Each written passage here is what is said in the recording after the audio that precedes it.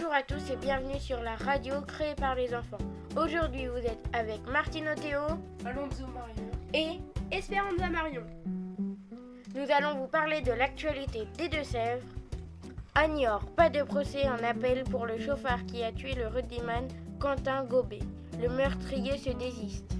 Il n'y aura pas de procès en appel du chauffard de 27 ans qui a tué le rugbyman niortais Quentin Gobet en septembre 2024 à Niort. Le meurtrier, condamné en juillet dernier à 7 ans de prison pour homicide routier, une première en France, s'est désisté. Il avait suscité une vive émotion parmi les parties civiles en annonçant par l'intermédiaire de son avocat qu'il ferait appel de la décision. Le jeune homme de 27 ans responsable du dramatique accident qui a coûté au rugbyman du NRC, Quentin Gobet, l'an passé à Niort, a finalement renoncé à être jugé une seconde fois. Meurtrier condamné en juillet dernier à 7 ans de prison pour homicide routier. C'est désisté, ce qui annule l'audience qui devait avoir lieu lundi prochain devant la cour d'appel de Poitiers. Information de la Nouvelle République qui nous a été confirmée par l'avocat de la famille Gobet.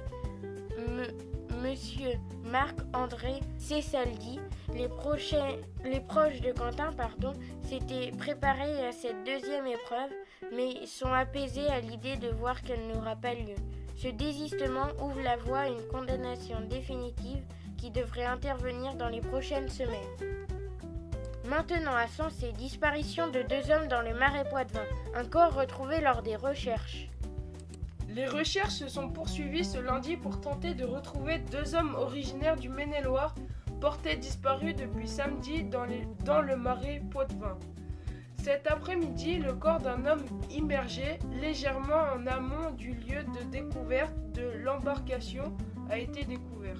Le parquet de Niort a livré ce lundi soir des précisions sur l'enquête ouverte suite à la disparition inquiétante de 2 hommes de 47 ans, domiciliés dans le Maine-et-Loire et qui étaient venus passer le week-end dans le Marais Poitevin.